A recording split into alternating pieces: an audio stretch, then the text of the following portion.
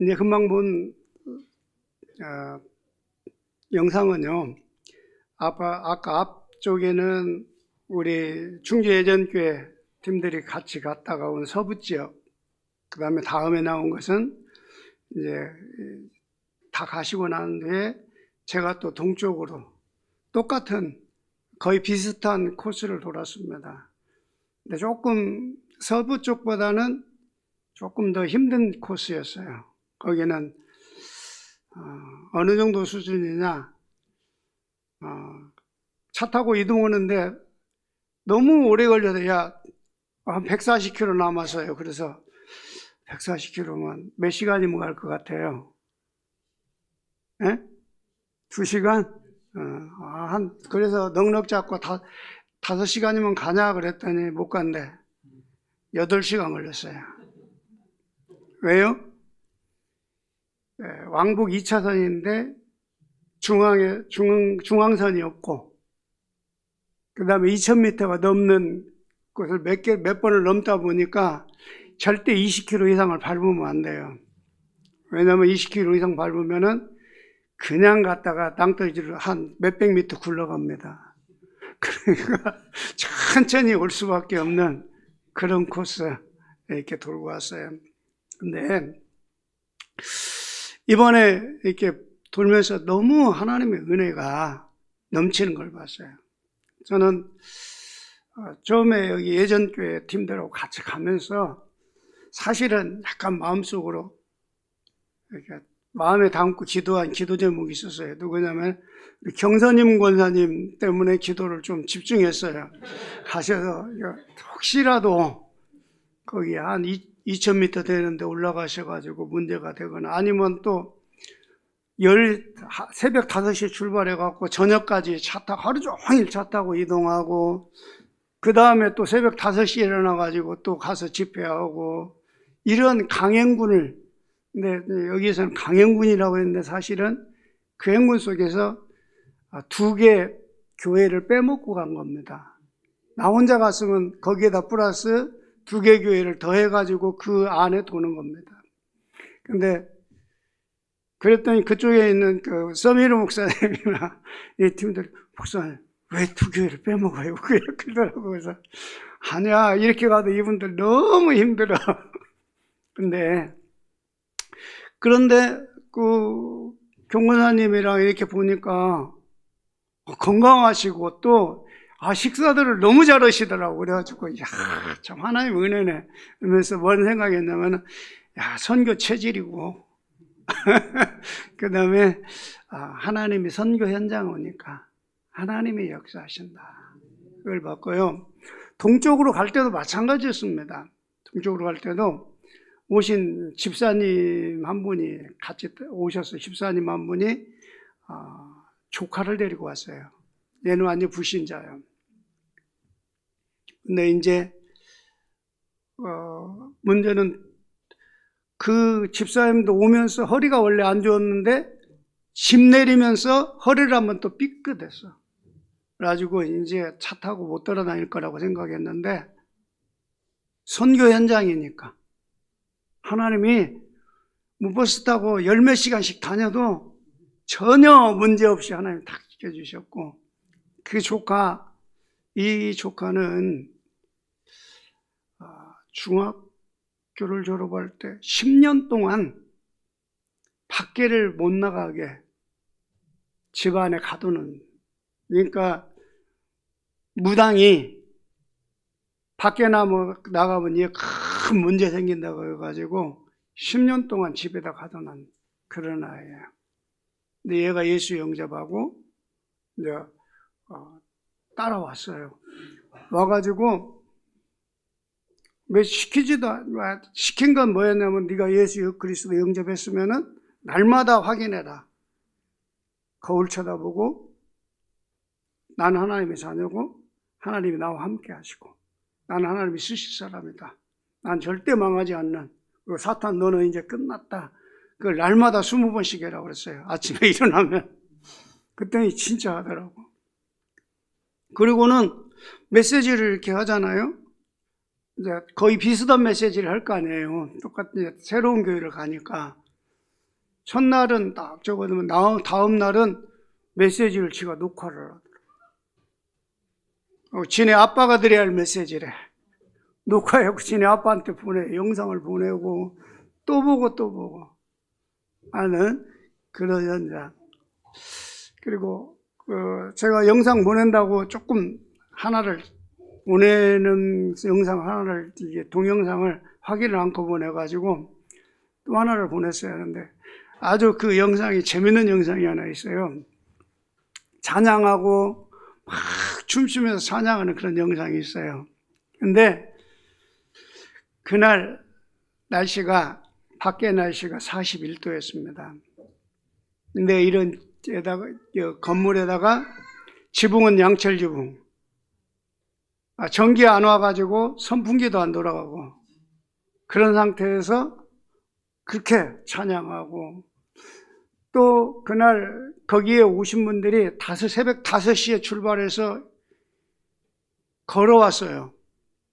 예배 시간까지 도착하는데 6시간 걸려서 걸어왔더라고요.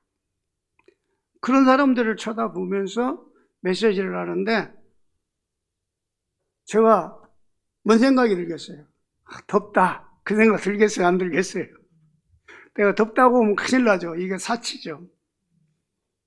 그래서 정말 저 사람들에게 예수가 그리스도인 것을 한마디로 더 듣게 하기 위해서 정말 했는데 더운 줄도 못 느끼고 메시지를 했어요. 하고 났더니 그 목사님들이 통역하는 그 진덕이한테 그러더래요. 야, 저 목사님은 덥다 소리도 안 하고 진짜 우리도 더운데 덥다 소리도 안 하고 어떻게 저 앞에 서서 이렇게 메시지를 하냐. 근데 사실은 제가 그렇게 한 게 아니고 그 사람들의 갈급한 그 심령을 보니까 그런 걸 생각하는 그 자체가 사치잖아요. 정말 그들에게 예수가 그리스도, 이 그리스도만 네팔을 살릴 수 있다는. 왜냐하면 3억 3천만 우상에 잡혀서 모든 사람이 우상에 잡혀서 지금 죽어오고 이 땅에 이 정확한 복음 아니면 안 되는 거예요. 더구나 그 지역은요, 제가 2013년도에 처음에 갔을 때는 교회가 보기가 힘들었어요. 정말 교회가 어떤 곳에 집회하러 가면은 반경 8km 안에 교회가 하나도 없다는 그런 지역이 있었어요. 가서 학교에 가서 애들에게 복음 전했는데 막 그 힌두교 신흥교 그 경전 소리가 막 어마어마하게 크게 틀어놓고 하는 그 가운데서 메시지하고.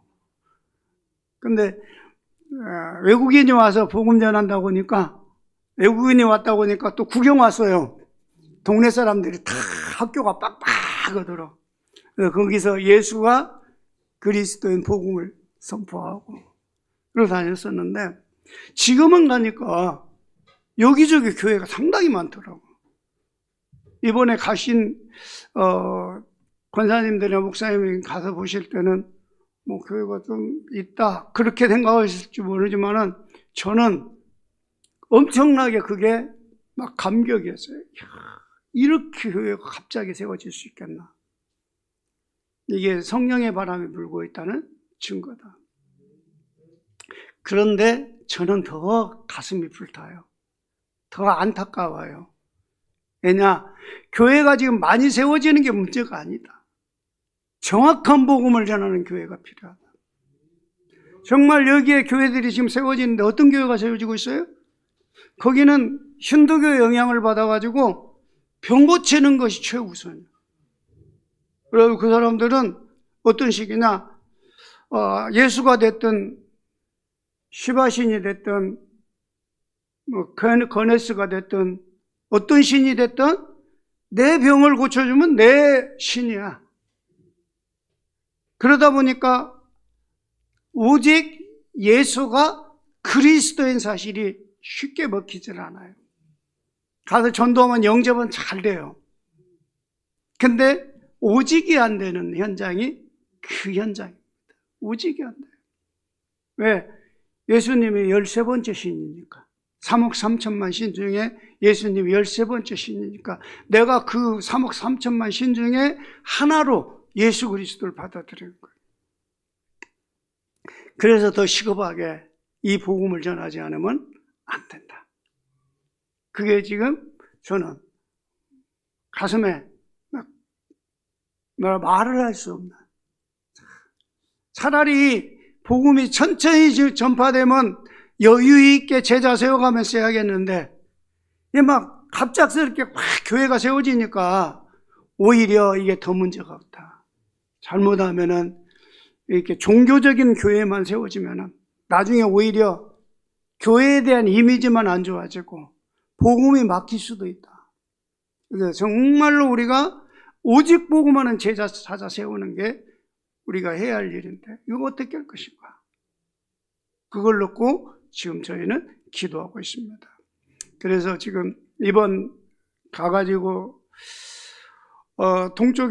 서쪽에 우리 지금 4군데 교회를 다녔죠? 4군데 교회를 다니고 왔고, 동쪽도 4군데 교회를 다니고 왔습니다. 그리고 가토만두에 와서 또 한 군데. 여기에서 그러면서 지금도 이번에도 갔더니 또 이번 동쪽 돌고 오면서 거기에 있는 목사님하고 또 얘기가 됐어요. 주요 도시에 또 한 군데 교회에서 이 집회를 이제 계속 전도학교를 할 수 있도록 이렇게 문을 열어놓겠다. 다음번에 오시면 거기에서 또 메시지 할 수 있도록 이렇게 점점 확산이 되어가고 있습니다. 근데 주님이 이건 정말 주님이 해가시는 거예요. 저는 진짜 제가 할 수 있는 게 아무것도 없어요. 그래서 오늘 저는 이 말씀과 이게 제목이 죽어야 사는 길인데, 저는 뭘 느끼냐면 내가 죽지 아니하면은 주님이 일하실 수 없다라는 것을 다시 한번 보게 된 겁니다. 오늘 본문에 보니까 베드로가 주님을 부인하잖아요. 근데 베드로가 부인하고 싶어서 부인했겠어요? 그죠? 절대 나는 부인하기 싫은데 베드로는 부인할 수밖에 없었어요. 왜 그럴까요? 베드로가 주님을 부인할 수밖에 없었던 것은 오늘 우리의 신앙생활 속에서도 똑같이 일어나는 현상 중에 하나일 겁니다. 그래서 베드로의 모습과 오늘 나의 모습, 우리의 모습을 보면서 왜 그랬을까를 먼저 한번, 베드로는 왜 주님을 부인할 수밖에 없었는가? 그리고 베드로가 성령 충만을 받고 나서는 완전히 반대로 바뀌었잖아요. 생명 걸고 복음 운동했잖아요. 죽음도 두려워하지 않았잖아요. 그러면 왜 그렇게 됐을까? 어떻게 하면 오늘 우리가 그렇게 두려워하지 않는 신앙 속으로 들어갈 수 있을까? 그 부분을 놓고 잠깐 말씀을 증거하겠습니다. 베드로가 주님을 부인할 수밖에 없었던 이유는요, 첫 번째는 주변 환경이 두려운 환경이었어요. 분위기가 보니까 죽을 수밖에 없는 그런 환경 속에 내가 있어. 내가 말 한마디 잘못하면은 죽을 것 같아. 그죠? 그러니까 그냥 그 분위기 따라서 주님을 부인하고 세상 것을 쫓아갈 수밖에 없었어요. 오늘 우리도 마찬가지일 겁니다. 여러분이 사회에서 살면서, 직장을 가면서, 아니면 주변 사람들과 어울리면서 내가 거기에서 내가 오직 예수, 나는 그리스도만 따라갈 거야, 나 그리 죽어도 괜찮아, 그렇게 되면 좋은데 그게 쉽지가 않을 거예요. 그죠? 분위기가 그래요. 그러니까 어쩔 수 없이 베드로가 예수님을 부인했어요. 그리고 또 하나는 뭐냐면은 베드로가 우리의 상태하고 똑같은 것 같아요. 베드로가 중요한 고백을 했어요. 주는 그리스도시요 살아계신 하나님의 아들이라는 고백을 했어요. 그죠? 멋진 고백이잖아요. 최초의 고백이잖아요. 그런데 어떻게 됐어요? 부인했어요. 왜 그랬을까요? 믿음이 없는 것이 아니라 믿음은 있는데 확실한 증거가 없는 거예요. 확인된 게 없는 거예요. 제가 그걸 저는 체험한 사람이잖아요. 내가 아파서 혼수 상태로 한 달 정도 있을 때도 혼수 상태에서 그 말을 했다고 하잖아요. 저는 제가 혼수 상태인 게 모르는데 주변에서 그 얘기를 하더라고요. 딱 3마디 했다고 그래요.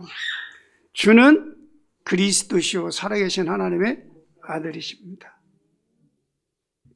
그 다음에 하나님을 사랑합니다.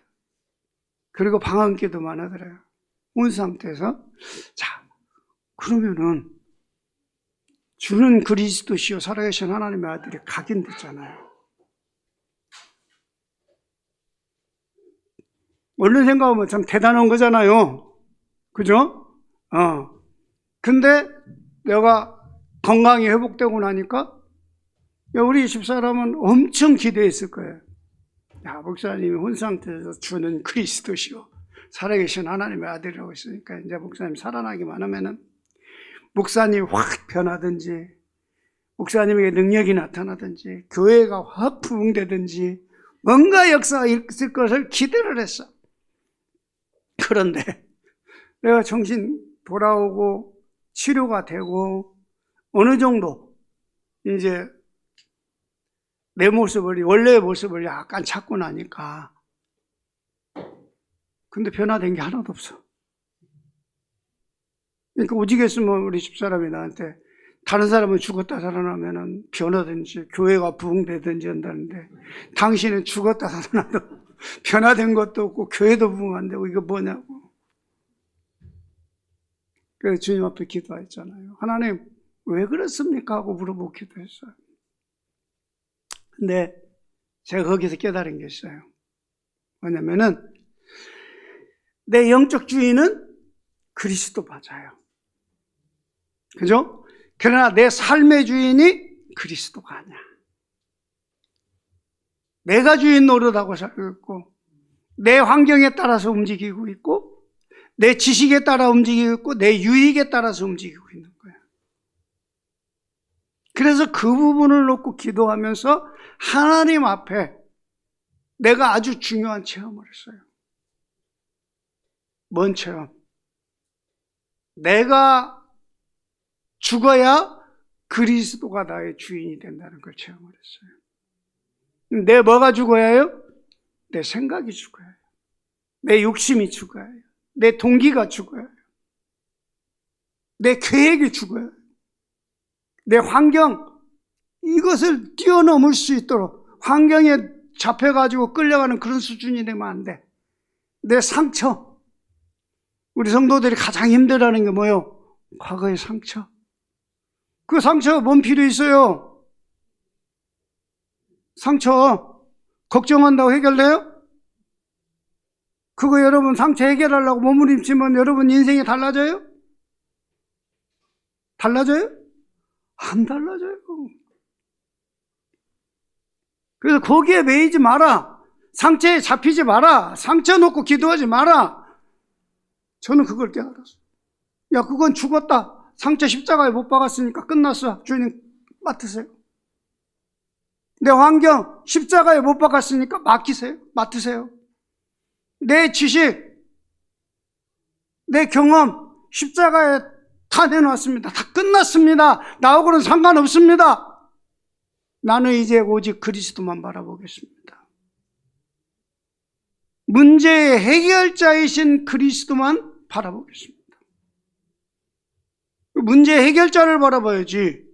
문제를 바라보고 있으니까 해결이 안 되는 거예요. 문제를 바라보면 바라볼수록 상처를 보면 볼수록 더 걱정이 되고 더 문제가 되고 더 화가 나고, 그죠? 왜 그 걱정을 하고 있어요? 왜 20년 전, 30년 전 남편이 나한테 상처 준 그 말을 왜 기억하고 그것 때문에 지금도 남편 미워하고 있어요? 그래갖고 부부관계가 회복됩니까? 그러면 남편이 변화됩니까? 안 변화돼요. 내가 그거 내려놔 버려야 그때부터 우리의 삶이 바뀌는 거야. 그리스도 십자가 앞에 내려놓으면 십자가 앞에 내려놓고 찾지 마세요. 왜 자꾸 찾아와요? 기도해갖고 맡겨놓고 왜 또 찾아와? 찾아오지 마세요. 그리고 그리스도만 자꾸 바라보세요. 그리스도만 고백하세요. 문제 해결자 대신 그리스도만 바라보면은 어느 순간에 그건 다 끝났어. 나하고 상관없는 삶이 되는 거예요. 근데 거기에 대한 확신이 없는 거예요. 우리가 고백 아무리 해도 내가 그 그리스도가 나의 주인이라는 사실에 대한 체험이 없는 거예요. 실제적인 체험. 베드로가 그랬어요. 베드로가 얼마나 믿음의 사람이에요. 풍랑에 이를 때, 풍랑 일고 그럴 때 제자들이 풍랑 중에 예수님이 걸어오니까 어떻게 해요? 유령이다 하다가 보니까 예수님이거든. 그러니까 그때 뭐라고 합니까? 다른 사람들은 막 벌벌벌 떨고 있는데 그때 베드로가 뭐라고 해요? 예수님, 주님이시거든 나를 바다 위로 걸어오게 하십시오. 걸어와라. 그러니까 어떻게 했어요? 베드로 걸어갔잖아요. 나중에 풍랑 쳐다보고 속아가지고 물속에 빠졌지만은 일단 바다 위를 걸었죠. 예수님 외에 바다 위를 걸어본 사람 베드로요. 그죠?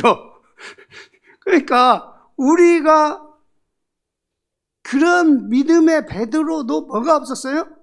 하나님이 나와 나의 모든 것이 되신다는 사실에 대한 확신이 없었어요.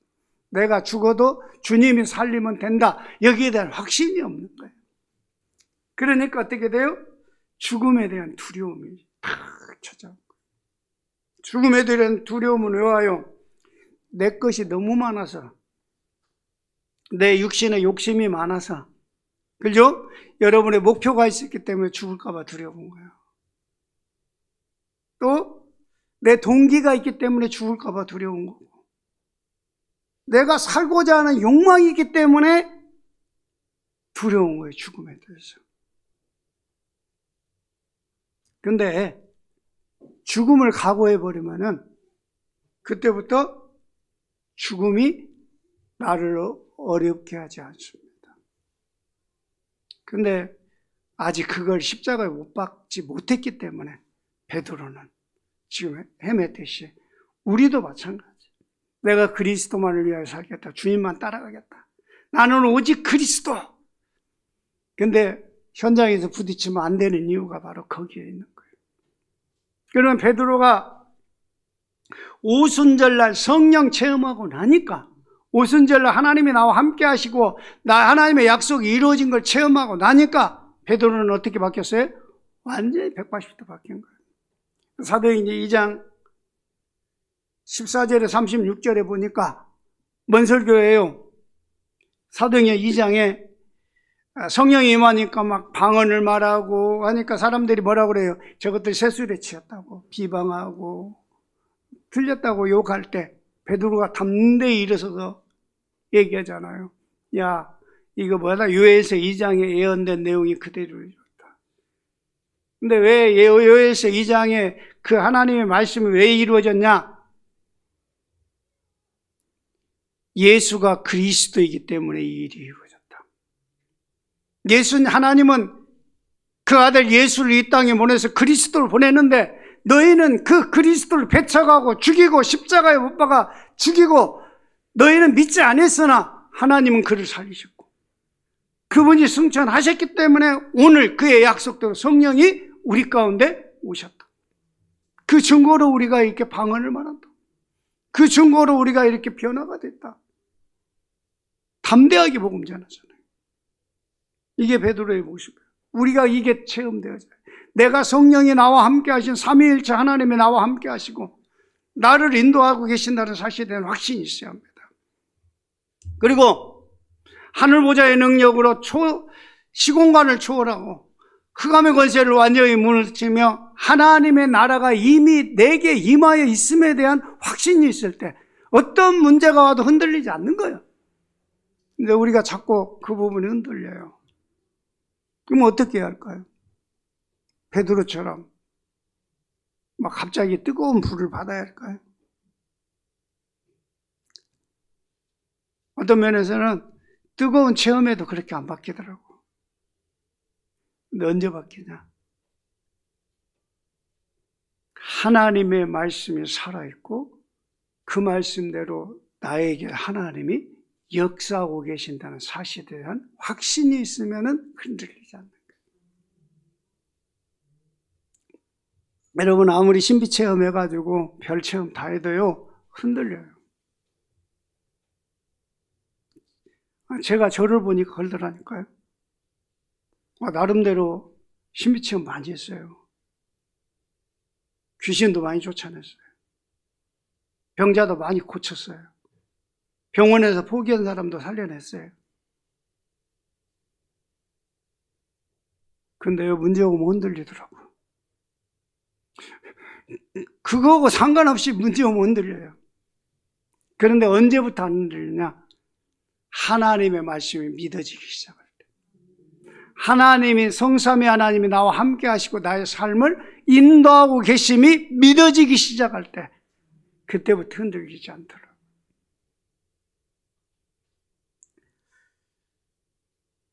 그리고 베드로는 증인으로서의 역사를 일으키잖아요. 안진뱅이 이렇게 세우잖아요. 안진뱅이 이렇게 세울 때 뭘로 세울 거예요? 내게 있는 것 네게 주노. 베드로에게 있는 게 뭐예요? 옛날에는 다른 사람에게 은과 금을 가지고 주려고 오고 내게 있는 것이 그것밖에 없어요. 그거 줬지만은 베드로 안에는 이제 뭐가 있어요? 모든 근본 문제 해결하신 그리스도가 안에 계시는 거예요. 안진뱅이의 문제는 뭐예요? 근본 문제에 빠져서 어디에 잡혀있어요? 운명 사주팔자에 잡혀있고 마귀의 저주 아래에 있는 거예요. 마귀의 저주를 받아서 나면서부터 안진뱅이 된 거라고. 근데 그 문제 해결자는 오직 유일하신 그리스도밖에 없는 거예요. 그것이 보인 거예요. 그리고 그 보일 뿐만 아니라 그 문제를 해결하신 그리스도가 베드로 안에 주인으로 함께 하시는 거예요. 우리 안에 마찬가지예요. 유일하신 그리스도, 세상의 모든 문제를 완전히 해결하신 그 유일하신 그리스도가 내 안에 계시는 거예요. 그때부터 하나님의 역사가 일어나는 거예요. 그게 되니까 어떻게 돼요? 죽음을 초월한 믿음이 생기는 거예요. 그래서 사도행전 4장 12절에 보면 뭐라고 했어요? 잡아다 놓고 이제 예수 말하지 마라. 말하면 한번 경고하지만 다음엔 너 이제 죽인다. 뭐라고 얘기합니까? 다른 이로서는 구원 얻을 일을 우리에게 주신 적이 없다. 그 말은 무슨 말이에요? 야, 다른 길이 없는데 어떻게 말하지 않을 수 있냐? 죽어도 괜찮다. 사도행전 12장에 보니까 베드로가 감옥에 갇혔어요. 그 전에 야고보가 목 잘려 죽었어요. 이제 내일이면 베드로가 죽어요. 그죠? 근데 베드로 어떻게 바뀌었어요? 그날 밤에 너무 편안하게 자잖아요. 얼마만큼 편안하게 자요? 천사가 와서 옥문을 열고 쇠고랑이 부러졌는데도 모르게 자. 그러니까 천사가 발로 옆구리를 차서 깨우잖아요. 여러분 같으면 내일 죽는데 그렇게 잘 수 있어요? 내일 죽는데, 내일 죽는 거 아니라 내일 내가 누구한테 돈 몇천만 원 갚아야 하는데 그 돈 없어. 그러면 잘 못 자요. 그것 가지고도 못 자는데 베드로는 이제 내일 죽는데 자. 왜요? 죽음이 두렵지 않다. 왜 두렵지 않아요? 그리스도가 나와 함께하고 그리스도 안에 있는 모든 것이 보였기 때문이에요. 여러분 보면 돼요. 못 보니까 불안한 거야. 미래가 보이면은 정말 믿음이 생겨요. 근데 안 보이니까 두려운 거예요. 그죠? 하나님 미래 다 준비해 놓으셨어요. 진짜 그게 보여야 합니다. 그거 보인 사람들은 죽음도 두렵지 않은 거예요. 그래서 에스더는 뭐라고 고백했어요? 죽으면 죽으리라. 내가 가서 왕 앞에 함부로 갔다가 죽을 수도 있지만은 내 민족을 살리는 게 하나님의 계획이기 때문에 이 계획을 이루기 위해서 내가 죽더라도 나는 가야 한다. 그러나 하나님은 죽였어요, 안 죽였어요? 안 죽였어요. 다니엘이 어떻게 했어요? 자기가 기도하면 사자굴 속에 던져질 줄 알아요. 근데 어떻게 했어요? 오히려 창문 열어놓고, 그전에 창문 닫아놓고 했는데 창문 열어놓고, 봐라, 나는 하나님을 향하여 기도한다. 다니엘의 세 친구 메드락, 아벳느고, 사드락과 메삭과 아벳느고가 어떻게 했어요? 불 가운데 들어가도 괜찮다. 나는 들어갈지라도 주님이 건지실 것이고 그리 아니하실지라도, 그게 더 무섭거든. 그리 아니하실지라도 주님이 건져줄 거 확실한데 안 건져줘도 나는 간다. 근데 그걸 통해서 어떤 일이 벌어져요? 왕들이 감동을 받잖아요. 느부갓네살 왕이 그 다니엘의 세 친구 보고 하나님은 정말 살아계신 하나님, 자기를 믿는 사람들을 불 가운데서도 보호하신 참 하나님이시다. 다리오 왕이 어떻게 했어요? 정말 다니엘의 하나님을 찬양하라. 다니엘의 하나님은 그를 섬기는 그 다니엘을 사자의 입에서 그대로 구원하셨다. 그래서 누구한테, 그게 왕들이 전도자로 바뀌어버린 거예요. 야, 이들이 믿는 하나님은 참 하나님입니까? 모두 그 하나님 믿어라. 그렇게 바뀐 거잖아요. 내가 생명 걸면 하나님이 역사를 하시고, 하나님이 역사하시면은 모든 게 다 끝나는 거예요. 자, 그러면은 그렇게 되려면 우리 어떻게 할까요? 어떻게 하면 그렇게 될까? 첫 번째로는 우리가 오직 그리스도가 되어져야 합니다. 그리스도 고백이 중요합니다. 그리스도 고백이 중요한데, 그리스도 고백 중에서도 어떤 고백이요? 오직이 되는 고백이 중요합니다. 오직은 뭐예요? 다른 거 필요 없다. 그리스도에는 다른 게 필요 없다. 그리스도도 필요하지만, 그리스도도 되지만은 다른 것도 필요할 때는 오직이 아니에요. 우리 다락방 안에서 이렇게 보면, 어떤 때 보면 예수 그리스도 주문처럼 외우는 사람 너무 많아. 그죠? 애들 넘어지려고 해도 그리스도. 그게 나쁜 건 아니야. 나쁜 건 아닌데 또 그게 꼭 좋은 것만은 아니에요. 그리스도를 부를 때 내가 어떠한 믿음으로 부르냐가 중요한 거예요. 그러잖아요. 내가 내 믿음을 누가 알아요? 사탄도 알아요. 그래서 제사장 스게와의 아들들이 어떻게 했어요? 귀신 들린 사람한테 가서 내가 바울이 전하는 예수 이름을 빙자하여 명하노니 귀신아 떠나가라. 그러니까 뭐라고 해요? 귀신이 내가 바울도 알고 예수도 알지만 너는 누구냐? 그러면서 오히려 짓눌러버리고, 그래서 그들이 빨가벗은 몸으로 도망가잖아요. 예수 이름 사용한다고 된 게 아니라 오직 예수, 유일하신 예수, 우리의 생명이 되신 예수, 이분 아니면 절대 안 되는 예수, 이 예수가 필요한 거예요. 그 예수 그리스도, 그 그리스도를 붙잡아라. 그럴 때 하나님이 역사하신다. 그 그리스도를 믿고 고백한 다음에 그 다음 단계가 뭐라고요?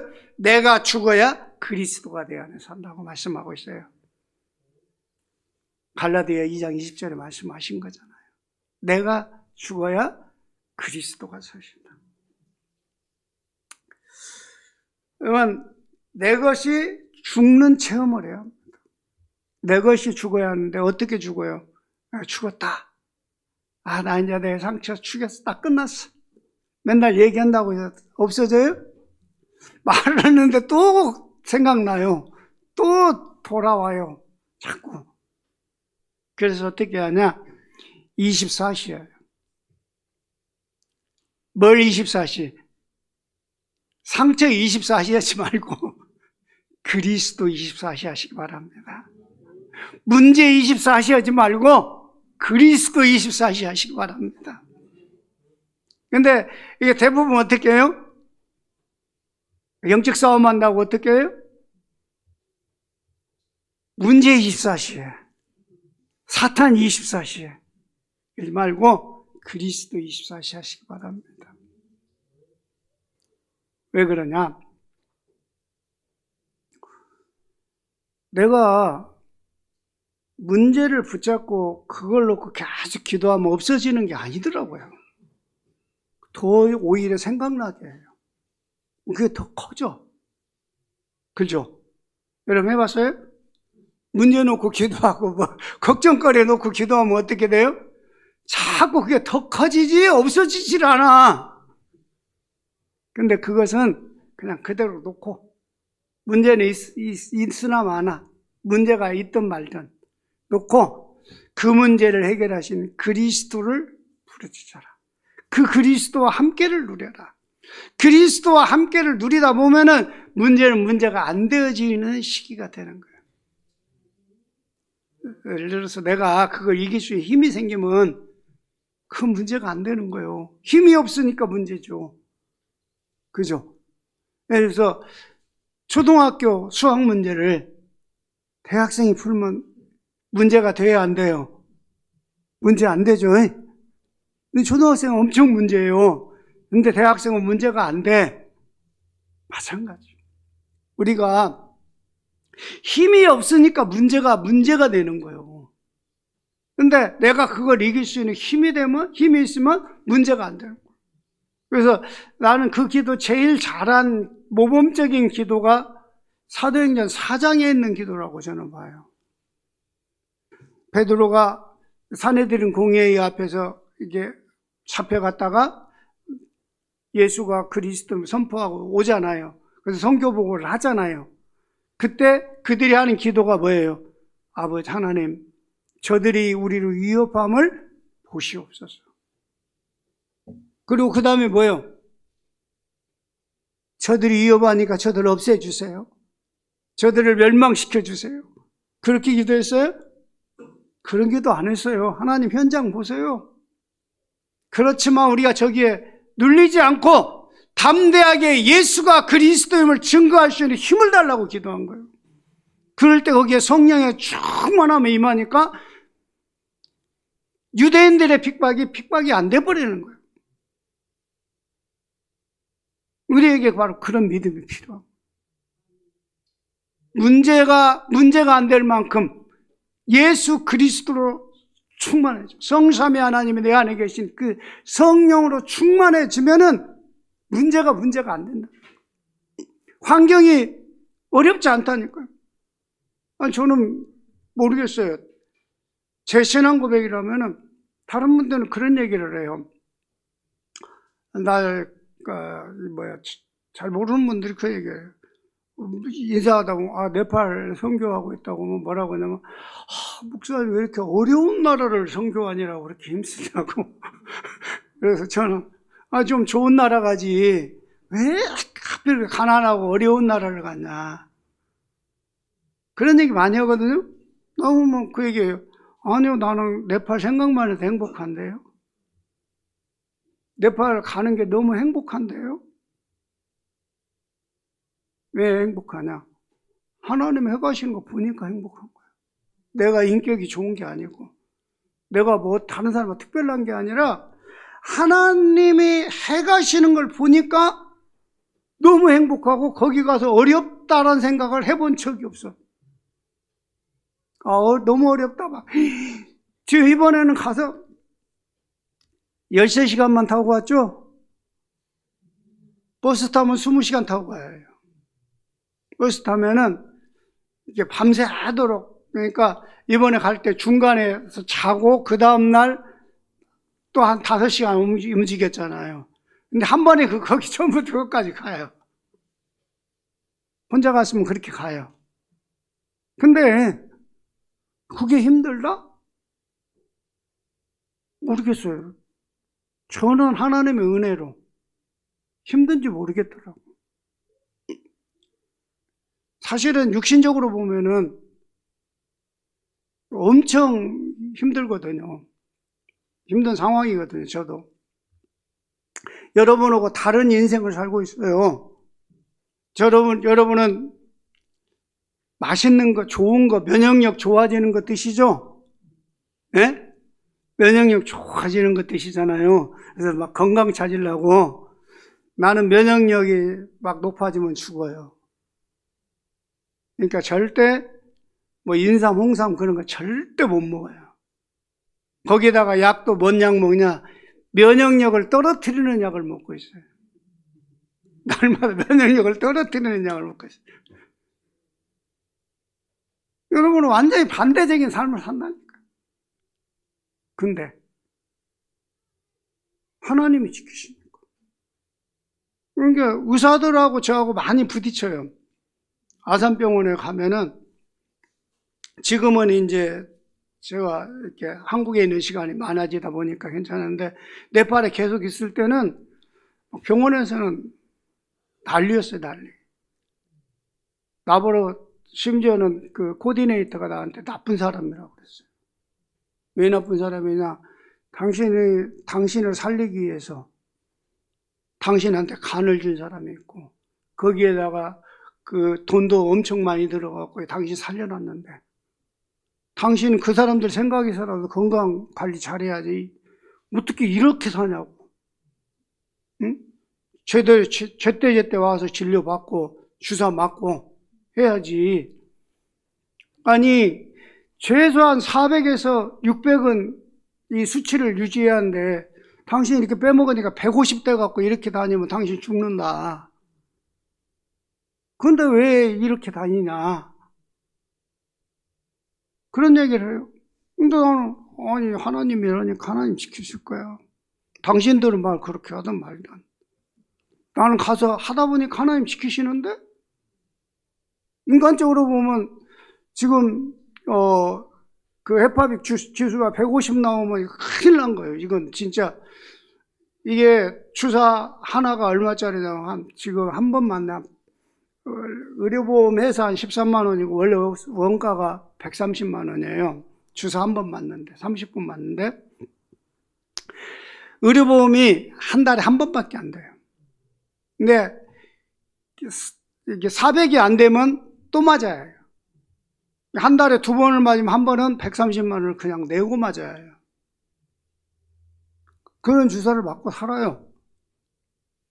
그러면 400을 넘게 하기 위해서 그런 걸 감수하고 사람들이 어떻게 되냐 하거든요.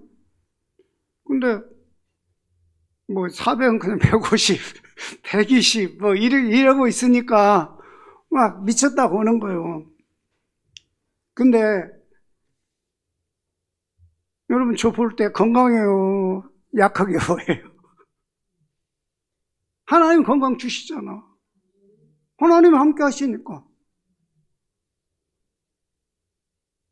나는 제가 이런 것들을 보면서 사실은 뭐가 보이냐면 내가 죽어버리니까 주님이 나를 완전히 살리시네. 건강도 살리시고 영적인 분도 힘을 주시고 또 경제적인 분까지 하나님이 다 책임지시는 걸 저는 체험을 하고 있어요. 그래서 우리가 이제 내가 죽고 하나님의 계획 속으로 들어가면 하나님이 완전 책임지는 거예요. 근데 우리는 자꾸 내 계획을 갖고 하나님이 이러려고 하니까 안 되는 거예요. 어떤 면에서 열심히 하지 마세요. 열심히 하지 마세요. 좀 이상한 말인데 주님을 위해서 너무 열심히 하지 마세요. 무슨 얘기냐?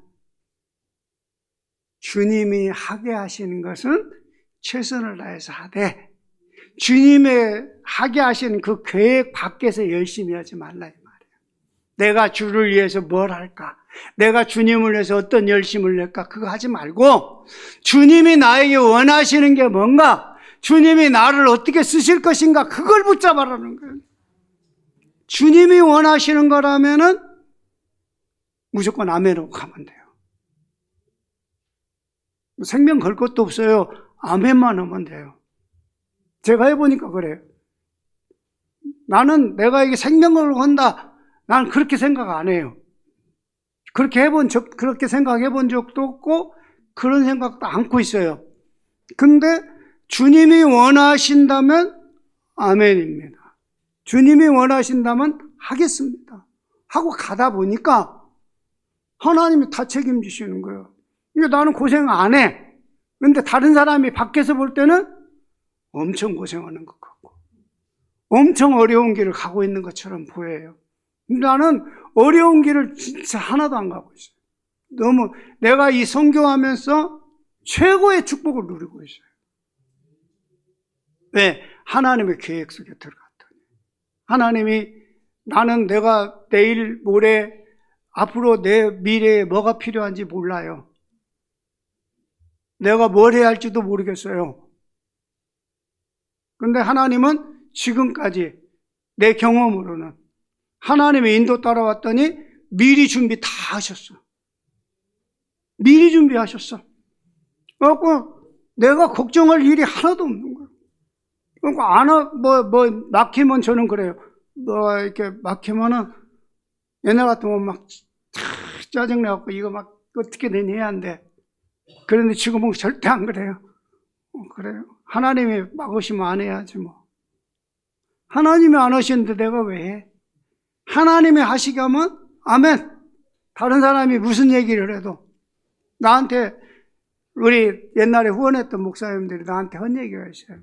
목사님, 일 좀 저지르지 말래. 그래서 저는 그래요. 나는 일 저지른 적이 없는데 왜 일 저지르지 말라고 하냐. 나는 하나님의 계획이 맞다고 생각하면 앞뒤 안 보고 갑니다. 목사님들이 나를 도울 수 있으면 돕고, 그러면 그 다음 도울 수 있는 것만 돕고 나머지는 그냥 기도만 해주세요. 하나님이 하십니다. 누구를 통해서는 하나님이 하십니다. 저는 지금까지 그렇게 해왔고 하나님이 그렇게 하셨어요. 지금까지 선교하면서 돈이 없어서 선교 못한 적이 하나도 없어요. 건강이 안 돼서 선교 못 해본 적이 없어요. 왜요?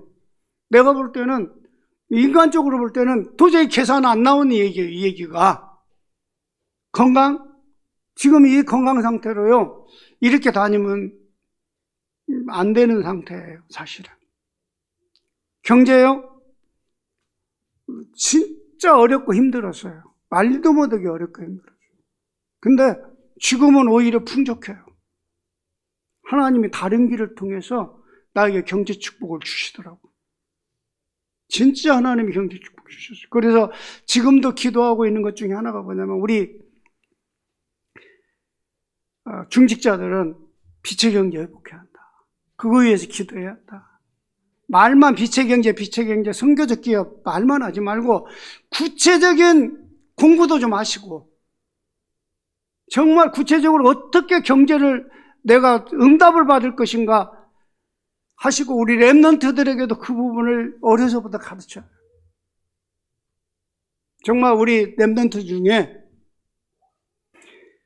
빌 게이츠 같은 사람, 워렌 버핏 같은 사람 나와요. 워렌 버핏 처음부터 부자였나? 아니에요. 가난한 초등학생 3학년 때부터 투자를 배워왔고 지금은 얼마 정도 재산이 얼마 정도 되냐? 지금 200조라고 그래요. 200조. 혼자 계산해. 근데 그 사람이 1년에 평균 25%씩 수익을 낸대요. 200조에 25%면 얼마예요? 1년에 가만히 앉아서 50조씩 버는 거예요. 50조.